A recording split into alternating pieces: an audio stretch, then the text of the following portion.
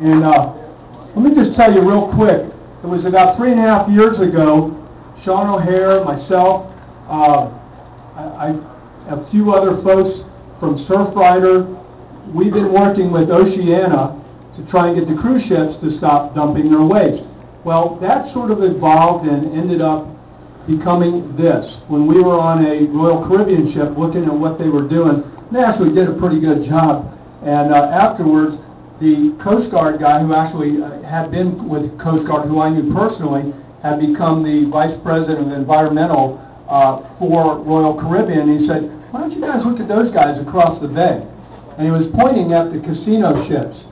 And at that point, Buzz Petsos and I started talking, and we just happened to be at Seafest. If any of you remember Seafest over at the port, we ran into Bob Allen and said, how about we start going after these guys and we do a bill?